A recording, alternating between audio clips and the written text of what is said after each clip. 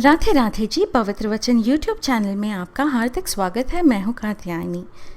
भक्तों, आज के इस वीडियो में हम प्रस्तुत कर रहे हैं श्रीमद् भगवद गीता का 14वां अध्याय एवं उसकी महात्म्य कथा। इसमें भगवान श्री कृष्ण सत्व, रज और तम गुणों का तथा मनुष्य की उत्तम, मध्य और अन्य गतियों का विस्तार पूर्वक वर्णन करते हैं और अंत में इन गुणों को पाने का उपाय और इसका फल बताया गया है।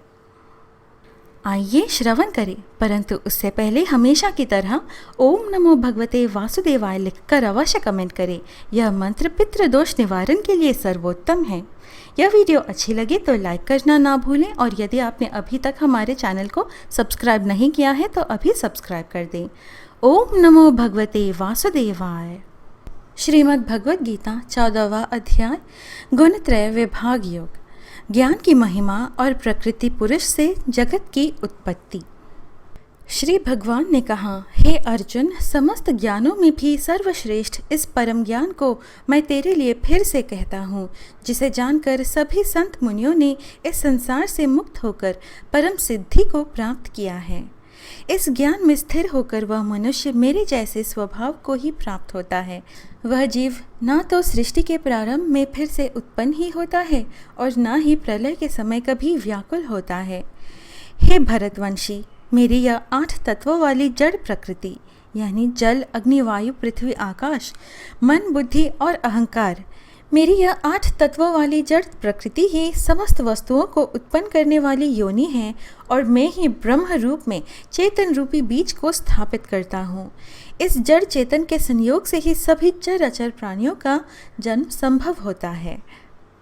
हे कुंती पुत्र, समस्त योनियों जो भी शरीर धारण करने वाले प्राणी उत्पन्न होते हैं, उन सभी को धारण करने वाली ही जड़ प्रकृति ही माता है और मैं ही ब्रह्म यानी आत्मा रूपी बीज को स्थापित करने वाला पिता हूँ। हे महाबाहु अर्जुन, सात्विक गुण, राजसिक गुण और तामसिक गुण, यह तीनों गुण भौतिक प्रकृति से ही उत्पन्न होते हैं। प्रकृति से उत्पन्न तीनों गुणों के कारण ही अविनाशी जीवात्मा शरीर में बंध जाती है। हे निष्पाप अर्जुन, सतोगुण अन्य गुणों की अपेक्षा अधिक शुद्ध होने के कारण पाप कर्मों से जीव को मुक्त करके आत्मा को प्रकाशित करने वाला होता है, जिससे जीव सुख और ज्ञान के अहंकार में बंध जाता है।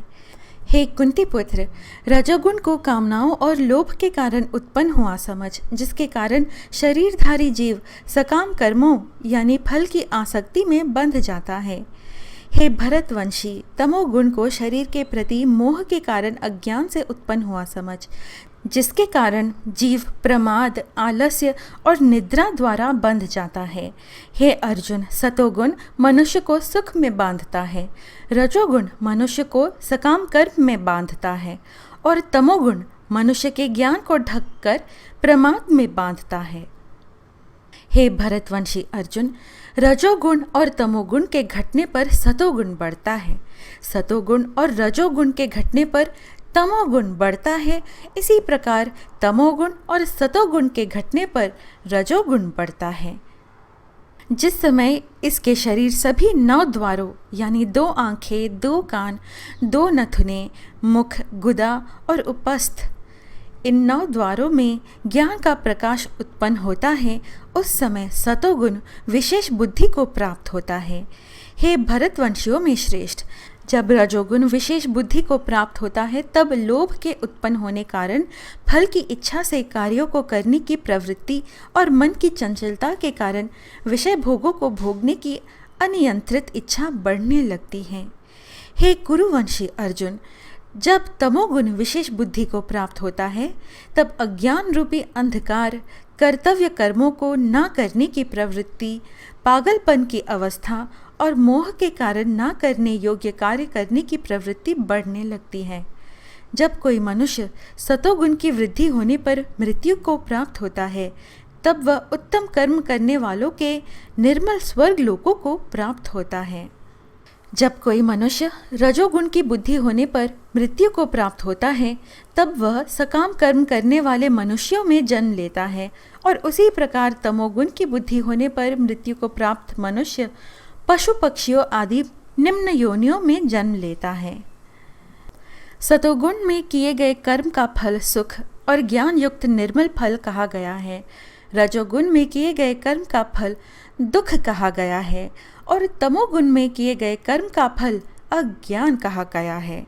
सतोगुण से वास्तविक ज्ञान उत्पन्न होता है, रजोगुण से निश्चित रूप से लोभ ही उत्पन्न होता है और तमोगुण से निश्चित रूप से प्रमाद मोह अज्ञान ही उत्पन्न होता है। सतोगुण में स्थित जीव स्वर्ग के उच्च लोकों को जाता है, रजोगुण में स्थित जीव मध्य में पृथ्वी लोक में ही रह जाते हैं और तमोगुण में स्थित जीव पशु आदि नीच योनियों में नरक को जाते हैं। जब कोई मनुष्य प्रकृति के तीनों गुणों के अतिरिक्त अन्य किसी को करता नहीं देखता है और स्वयं को दृष्टा रूप से देखता है, तब वह प्रकृति के तीनों गुणों से परे स्थित होकर मुझ परमात्मा को जानकर मेरे दिव्य स्वभाव को ही प्राप्त होता है।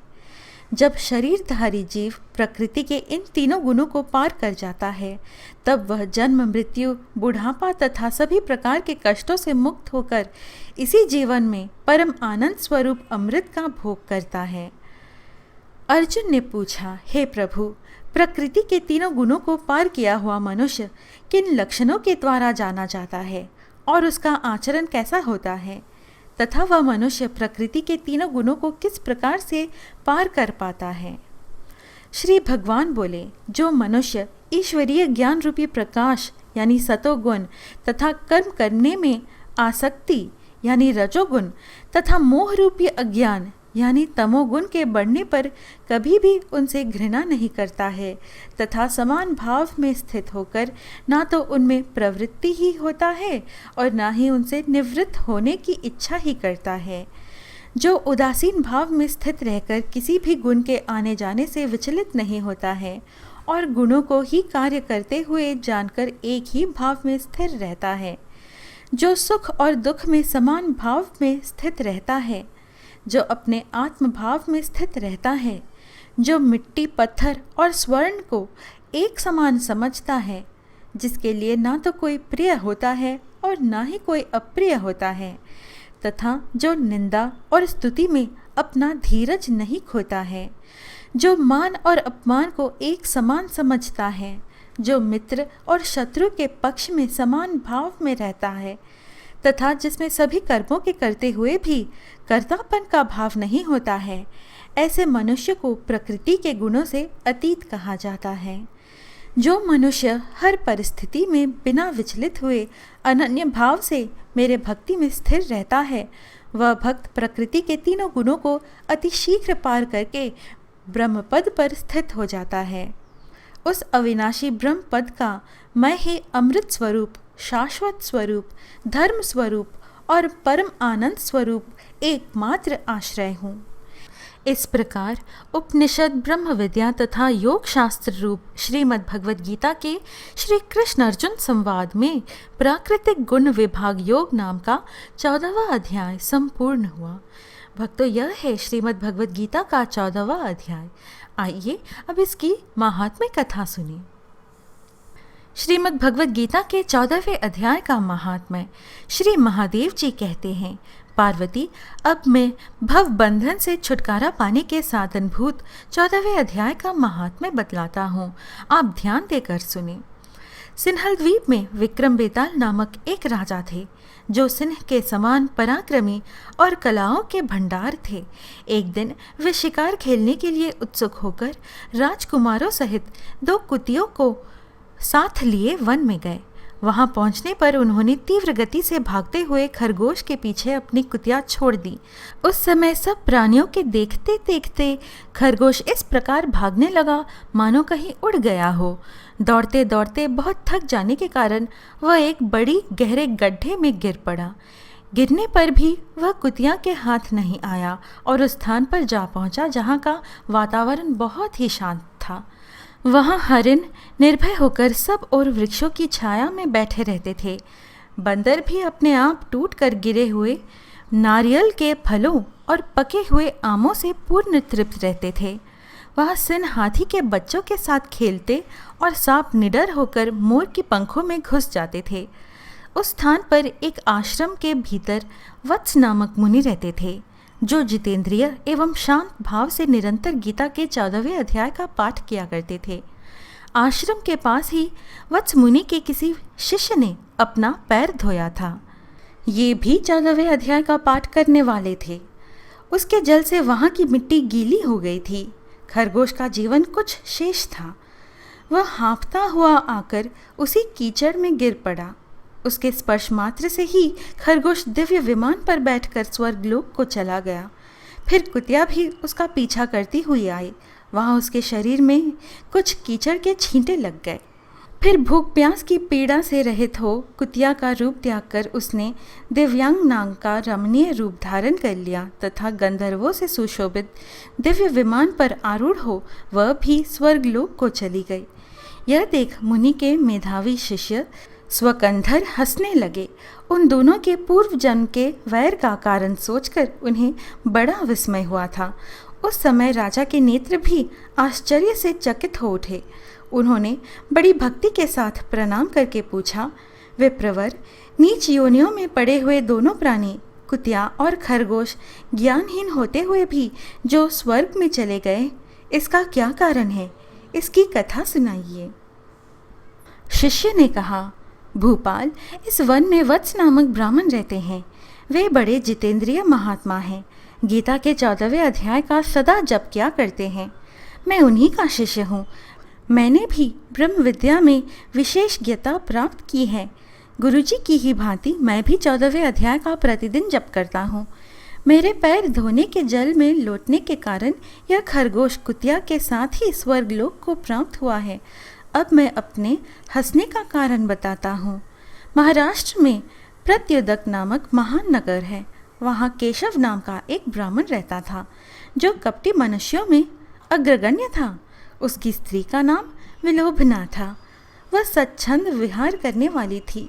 इससे क्रोध में आकर जन्म भर के वैर को याद करके ब्राह्मण ने अपनी स्त्री का वध कर डाला और उसी पाप से उसको खरगोश की योनि में जन्म मिला। ब्राह्मणी भी अपने पाप के कारण कुतिया हुई। श्री महादेव जी कहते हैं, यह सारी कथा सुनकर श्रद्धालु राजा ने गीता के 14वें अध्याय का पाठ आरंभ कर दिया। इससे उन्हें परम गति की प्राप्ति हुई। भक्तों, इस प्रकार श्रीमद् भगवद गीता के 14वें अध्याय की महात्म्य कथा संपूर्ण होती है। भक्तों, आपने अभी भगवद गीता का 14वां अध्याय एवं उसकी महात्म्य कथा सुनी। आशा है आपको यह प्रस्तुति अच्छी लगी। इस प्रकार के और वीडियोस पाने के लिए कृपया हमारे YouTube चैनल पवित्र वचन को सब्सक्राइब कर हमसे बने रहिएगा। फिर मिलेंगे अगली वीडियो में। जय श्री कृष्ण। राधे राधे।